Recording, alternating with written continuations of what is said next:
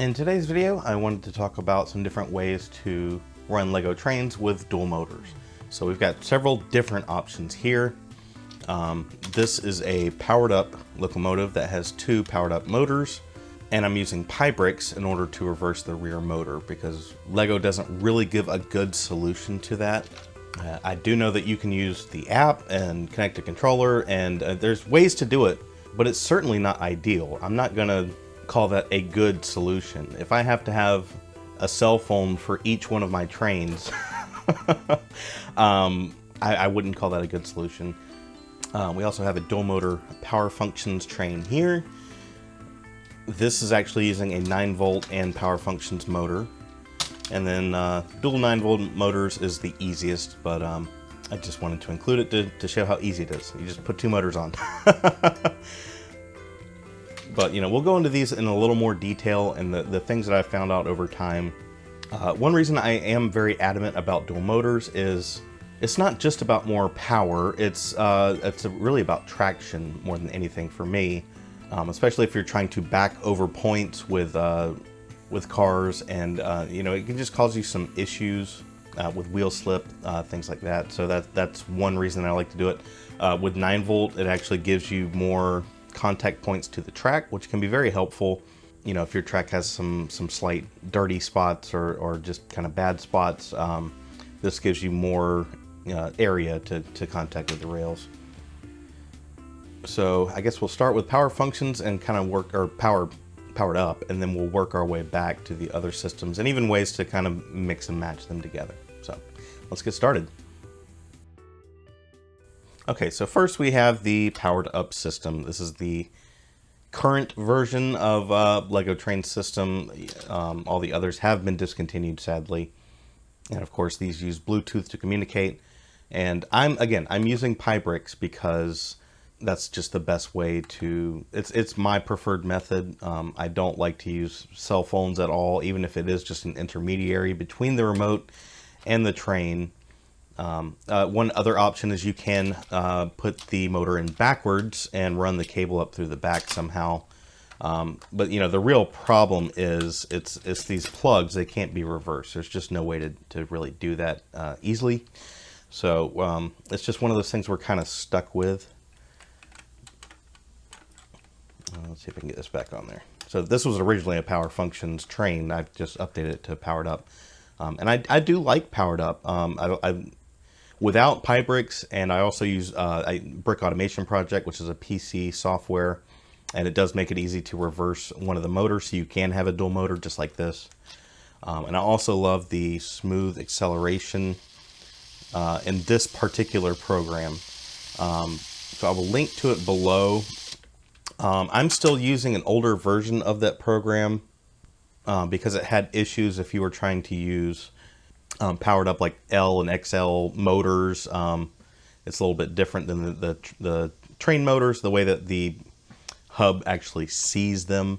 But I do believe there has been a workaround to that, but it's just not something I've been able to test because I don't have any trains that use the normal powered up motors. So that's pretty much it for the powered up system. In my mind, the two solutions are PyBricks and Brick Automation Project. Okay, so now for the power functions system, and power functions is still very much a favorite for a lot of Lego fans. I definitely get that comment a lot. This one in particular, so I did swap this over. I was using a S brick, but I've swapped it back over to a infrared receiver. This is actually a BooWiz that's powering it. Of course, you could use the power functions battery box, but in order to fit in the tender, the power functions would be sticking out to here. I mean, it's just kind of big.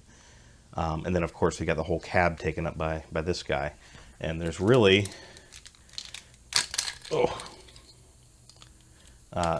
zero extra room in there. You can see all the plugs right there and all the wires kind of tucked in there. So it is a tight fit, but it does fit if you don't mind not having a driver minifig driving it inside there.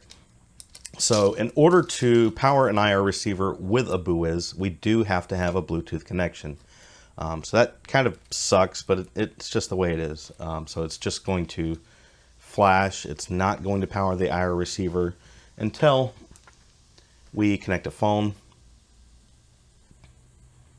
So I'll just set up this quick profile here, and we can click drive, give it a second to connect, and now you can see the light is on and we can start using it. I've also set up here, I can actually change the voltage, change between the different modes, and I'll just turn on the lights up front here to show that. So I've got the lights on red. Let's see if it'll, yep. Okay, so you can see how bright the lights are there, and we can change the modes here. So those are the different kind of voltage modes. That is something you kind of want to be careful with. I don't have any direct advice on the best to use or what's the most you can use. I do know that the output circuits inside of the IR receiver, they're not really rated for like 12 volt operation. I'll probably get more into that in a later video. That's not really the focus here, but just because I've shown this option, you know, make sure to kind of do a little bit of research and make sure you don't fry anything. Thankfully, I do have several spares of these if I ever did burn one up. I have done some surface mount repairs, so if I needed to replace the motor control chips, I might could do that. But ideally, I don't want to do that. Let's see, I can turn the lights off. And then now you can see I've got both motors on the blue output here. Oh, come on. This is why I don't like power functions. Because the IR communication just isn't very good. Having to have that line of sight and everything. And I could build it differently and do things better. But I also have had problems with like fluorescent lighting. Things like that can cause you issues with IR communication, and especially if you try to use it outside. But in order to have a dual motor setup like this, I actually did have to completely disassemble a power functions motor, and I swapped the polarity of the wires going to the motor internally, and that was how I was able to reverse it. So that's a bit of a pain, you know, because these connectors can only go on one way. You can't just turn it around and reverse the polarity. And there is a good reason for that. It's because like the IR receiver needs to be powered with a steady 9-volt supply, which is actually what it gets. And that's why you have a 4-wire connector, because it's actually being powered by the outer 2 wires, whereas the inner 2 wires are control wires, and that would just go to a motor, and that can vary in the polarity and the voltage to get different speeds in different directions. So I certainly see why they did it that way. And something I want to try today is an easier way, I think, to reversing a motor. So if we pull it out, you can see the connector is straight on like that. If we hook it to our battery box here, it wants to go away from the battery box. So what I'd like to do is take one of these. I get these from AliExpress. They are power functions connectors. These can be, wow, it's on there tight. These can be taken apart, but it is a pain in the butt unless you had maybe some kind of special tool to get it apart.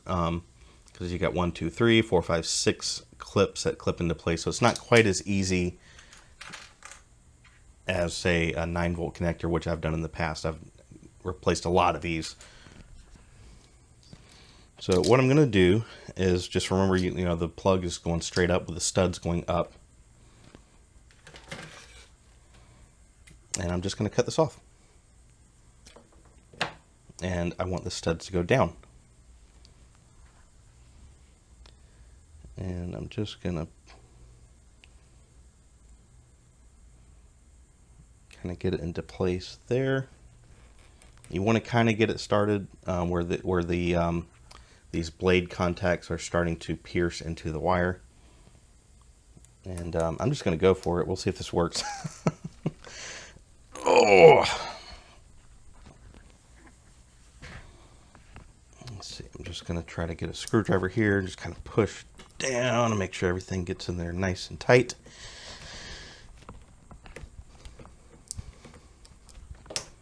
And now these studs are going in the opposite direction. A little more on that side here.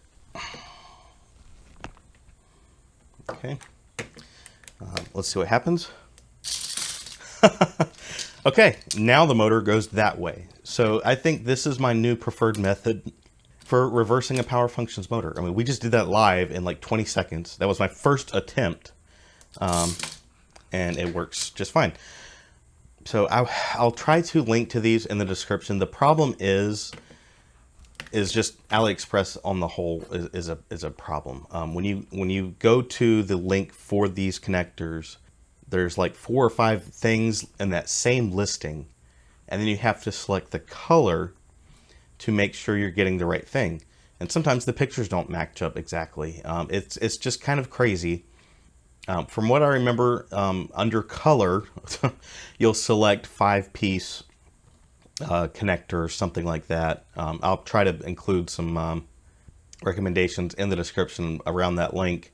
And if you ever notice anything has changed with that link in the future, please let me know. I will update the description. I don't want to lead people down the wrong path to ordering the wrong thing, finding out 2 months later. I mean, shipping doesn't always take that long, but it definitely could, depending on where you're located in the world, to find out you ordered the wrong thing. I don't want that to happen. So that's very cool. I'm very excited about that. So quickly, 9-volt dual motor setups. You just put 2 motors on the same track and they will just go together. Even if I turn this around, they would still go the same direction. You can actually connect these with a 9-volt power connector going from this motor to this motor, and that would help you get a better connection to the track because you've got more contact points to get your voltage from the track. I didn't do it on this one. Actually, I've got a lamp on the back here, and I've got the lamp up front here, and they're separate internally, but I could tie these together. But just a straight through connector from here to here with the wire going that, like, it just works. So I wish things were that easy nowadays. But so you have another option here, because when you've got the power going through your wheels here, powering this motor, this functions as a power output. So you can go to lamps like I've done here, or we can go to another motor. And I first started experimenting with this using these, which are the RC type motors. This was a short-lived system between 9-volt and power functions. It's not really one I've ever used before. I have most of the components. I need to clean some battery acid just to get those working again, but it's just not really a robust enough system that I would ever use it for anything. But I did some experiments. They have a power input here, and they're not picking up power from the tracks, obviously, because these are plastic wheels. So you can use a 9-volt motor and just connect a 9-volt cable between them, and then they will both be powered. And the problem I ran into is that the speeds just don't match at all. I did look over Philo's page about the motor comparisons, and they seem like they would be more compatible than they are, but the problems are at different speeds, they definitely don't sync up. Like the 9-volt motor will start moving well before the RC motor will. This will just kind of be dragged for a little bit, and they're just always going to be off in speed. I did a fair bit of testing. I tried to use a fairly long cable and left the cable fairly loose to try to get a good comparison, and they were just way too far off, in my opinion. I just wasn't happy with it. I would imagine that would give you more wear and tear on your motors. I certainly don't want to do that with my 9-volt motors because I only have so many. There's only so many in the world. Eventually I hope FX Bricks comes out with their 9-volt motor. That would be phenomenal. I know that stuff takes a long time, so imagine that would be fairly far in the future before we get onto that. I did order one that has the red stripe there. I might do some testing later with this. I imagine that these are the same internally, and that was just done to make sure people plugged the connector onto the right side. They probably got some complaints from from folks that couldn't get it to run, and then they figured out, oh, they had the connector on the plastic side rather than the one with the metal contacts there. Because it's not very immediately obvious if you don't know to look for that, the metal. So I set these to the side and started doing experiments with power functions motors. So the problem I ran into, look at all this I had to use, is that they would go in the wrong direction if you just were to use like maybe this cable and clip that onto the 9-volt side and have this on the power functions plug. They would go in opposite directions. You definitely don't want to do that. That's not going to help anything. And again, this is another way to reverse your power functions motors if you have space inside the locomotive. This was kind of the traditional way to reverse one of the motors, is to use a polarity switch. And I have shown that in previous videos. But in my testing, they seem to match up a lot better speed-wise with the 9-volt motors. And keep in mind, I have maybe 5 or 6 9-volt motors. All of them are a little bit different in speed. It's sometimes a small difference, sometimes a larger difference. That can be related to a lot of things. Maybe the way they were stored, or how many hours they've run, or all kind of things. I'm not even going to try to speculate on that. But a fairly small variance in speed isn't that big of a deal, I wouldn't think. So I wanted an easier way to do all this. And that's where we're going to get into this guy. Yeah, okay, yeah, this can all come off. There it is. This is actually a power functions motor. I disassembled it and used the B&Tech Go wire that I use. So I put a connector on one end, ran it inside the motor, and connected it to the motor inside of here. I think the first time I got it backwards, so I just flipped this connector over on the wire, and then it was the right direction. So these go together just like that, and it works really well.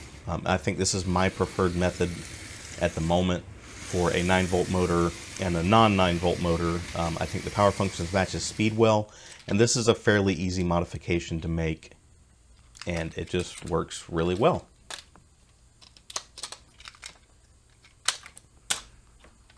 It's one of those things, I thought about doing a tutorial to do it, but if you're comfortable with soldering, you've probably done things like this already before. There's really nothing to it. There's just 2 wires inside, so I didn't think it was really necessary to make a tutorial, but I did want to give the idea for anyone who wants to try it. So I think that's it. I think I've covered, the different ways that I do this. If you have anything different that you want to share, be sure to do that. You can do that in the comments below, and you can also do that in my Discord, which is free to join. It's at the bottom of the video description with my other social media links. And we have some good conversations in there about trains and that kind of thing. And if you want to help support the channel, you can become a YouTube member and get access to videos early. I make very little money from all this, but this is my passion. This is something I want to share. I do it no matter what it costs me, because I buy a lot of things I wouldn't normally buy because I need to make a video of it. So yeah, all that being said, thank you guys for watching, and we'll see you in the next one.